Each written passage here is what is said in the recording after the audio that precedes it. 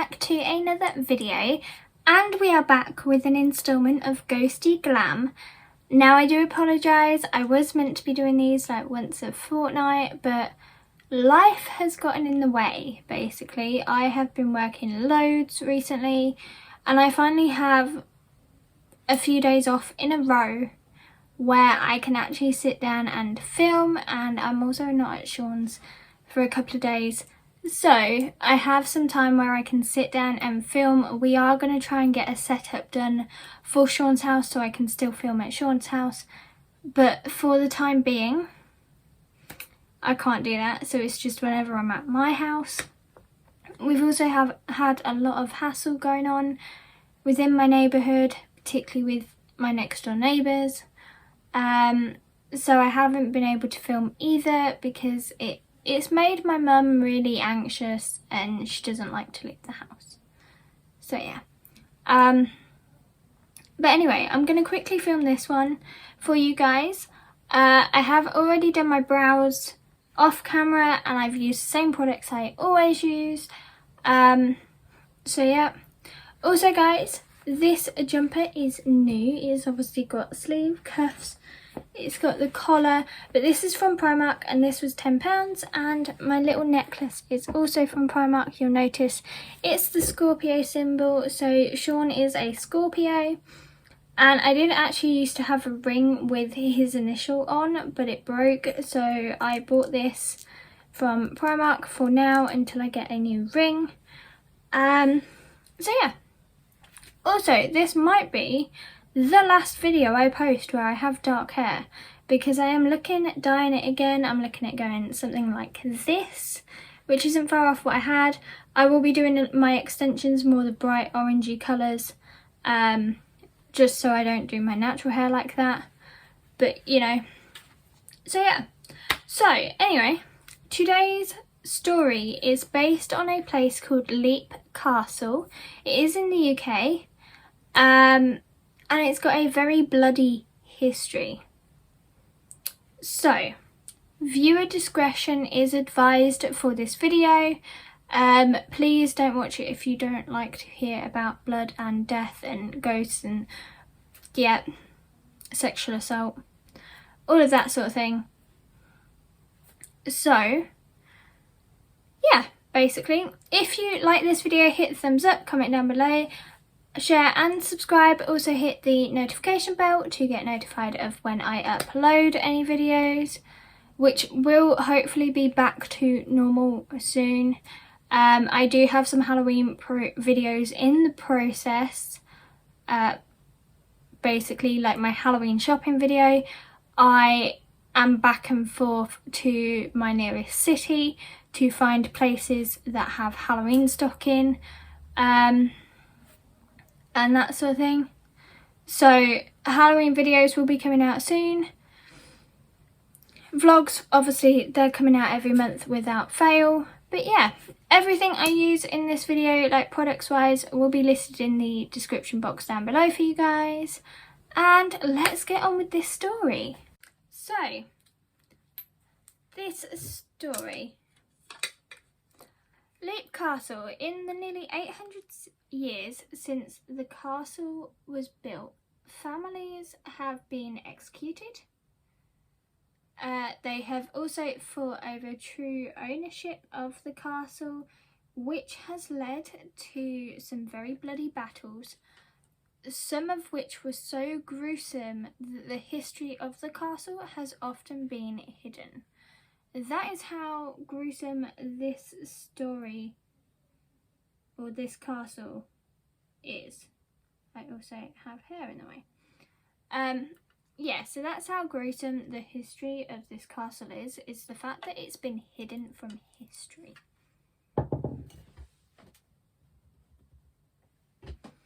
So if I keep turning, guys, it's because my laptop's behind me and I'm projecting it onto my TV. You know the gist of it. So the castle was built by the wealthy O'Bannon family somewhere between late 12th century and the 15th century. But it's most likely, according to history books, built around about 1250, so the 13th century. Now, two of the O'Bannon brothers were constantly at odds over who would inherit their father's wealth and ultimately the castle and take control of the castle. According to legend, they proposed a competition, a rather stupid competition at that, but it involved each brother jumping off a huge rock on the site of the castle, and that was originally known as O'Bannon's Leap. Basically, this competition entailed each brother jumping off this huge rock, and whichever brother lived would be the winner. Hence O'Bannon's Leap. Now, we don't know who won that competition, whether the competition went ahead, but this is what legend suggests.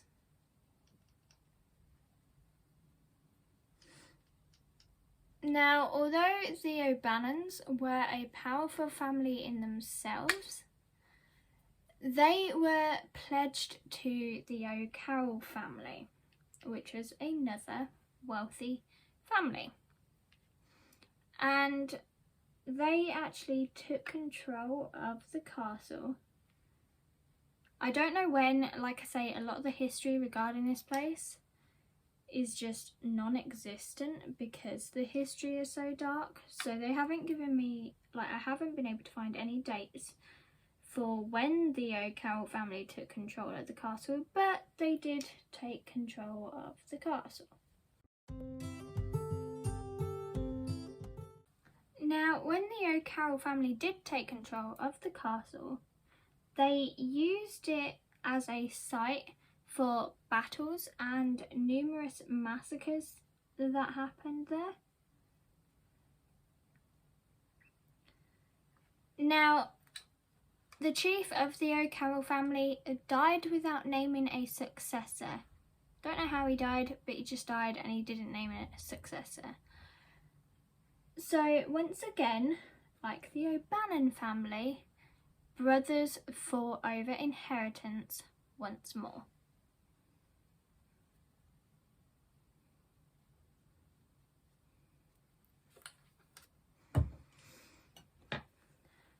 So one of the brothers, he was called Thaddeus.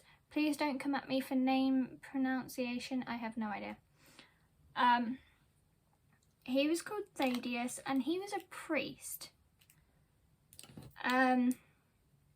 His brother, however, Tage, I want to say, it's spelt funny, okay? I'll put a spelling of how it's spelt up here, but it's spelt funny. He was so convinced that he was the rightful heir to the O'Carroll fortune that he killed his brother Thaddeus during the middle of saying mass in the castle's chapel. You know, killing someone in a place of God? I mean, I'm not religious in that sense. I'm religious other ways. But yeah, you know, that's a little bit too far. Anyway, the chapel, because of this, is now known as the Bloody Chapel.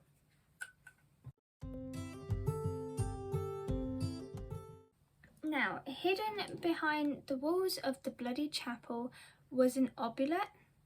I want to say that's how you pronounce it. I'm not sure. Yeah, so there was this room, basically, and it was once filled with hundreds of human skeletons. No one 100% knows how these skeletons got there, but there are theories surrounding how these skeletons ended up there, basically. So, there are two explanations or two theories for this mass grave. One is that the O'Carrolls launched a mass attack on the chapel and then pushed the remains of the people into this hidden room. Seems a bit gruesome.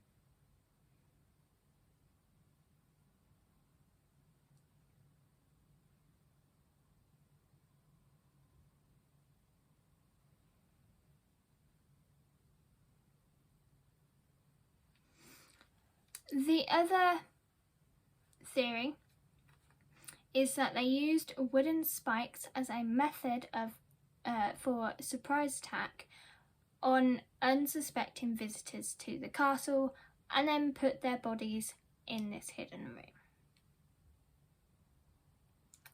Don't know which it was, but you know.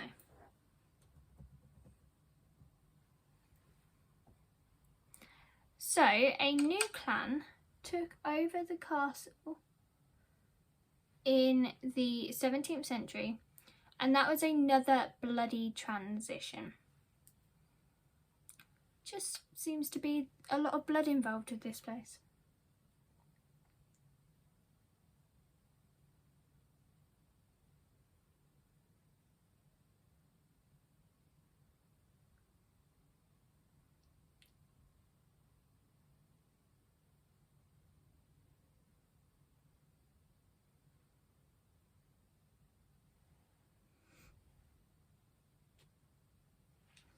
So, an O'Carroll daughter fell in love with an English prisoner that was kept in the castle called Darby, and she would look after him, she would take him food, she would take him water, just generally make sure he stayed alive. Now, when the day came that she let Darby out, he fought with and killed an O'Carroll son, the last remaining O'Carroll son, which meant the daughter inherited the castle, which also meant Darby inherited the castle too. Now, whilst being in the castle, Darby began to lose his sanity, and a lot of that was down to money troubles. Now, we all know what money troubles are like, you know, but no, this guy literally lost his insanity over it. And he became, like, he actually obsessively focused on money, going as far as to hide it around the castle. But then he forgot where he had hidden it and was unable to stop searching for this money. Now, Darby's family and his descendants stayed in the castle for the next century.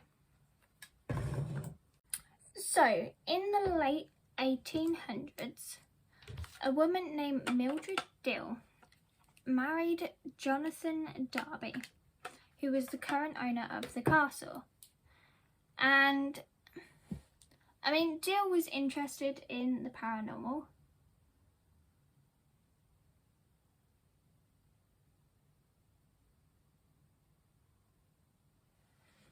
Yeah, so Dill was interested in the paranormal and Leap Castle had plenty of it for her. Now, she actually wrote many novels about the paranormal experiences she had there, but unfortunately, in 1922, Dill and her husband were forced out of Leap Castle due to the ongoing Irish independence rebellions.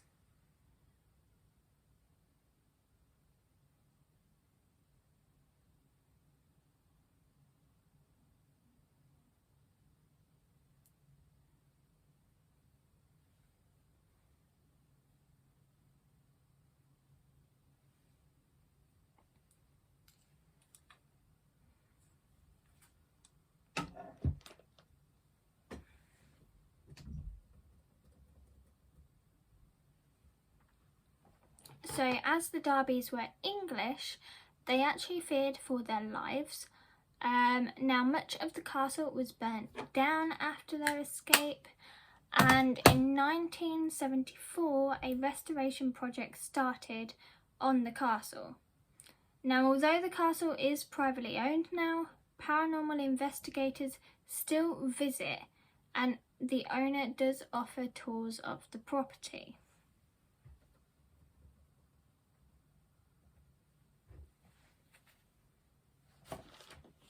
So on to the paranormal encounters here and the ghosts of the castle.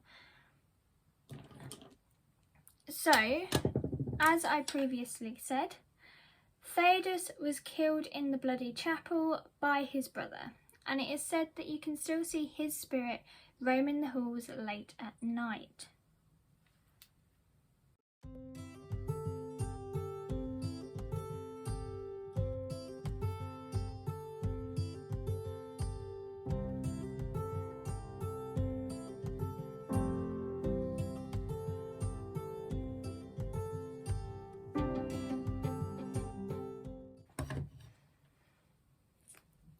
So, another spirit that is seen is that of the Red Lady, who has been seen wandering around in a red gown holding a knife. Slightly creepy. Now, allegedly she was held hostage by the O'Carrolls, and some of the family members R'd her, reportedly. SA'd her.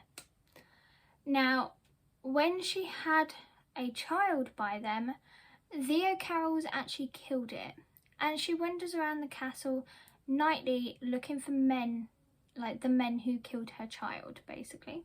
Finally, there is also a sinister presence at the castle, believed to be something that was conjured by druids or summoned by an invading party. Others claim that it's just a troubled spirit of a former castle inhabitant. However, those lucky enough to encounter it describe it as a rotting human figure, just reeking of decaying flesh. So, that is basically the story of Leap Castle. A very dark history. Obviously, not much of the history has been released because it's been hidden, but a very dark, gruesome history as it is, and the ghosts along with it are quite dark and gruesome as well. So if you like this video, hit thumbs up, comment down below, share and subscribe. Hit the notification bell to get notified of when I upload. I will hopefully be back with some more Ghosty Glam videos, maybe once a month, because they do take a lot to actually put together. But yeah, I should be back with more of these videos. I do enjoy doing these. I didn't quite realise how much I enjoyed doing these until this one. Anyway, all products will be listed down below for you guys, along with all of my social media, and I shall see you in the next video. Bye guys!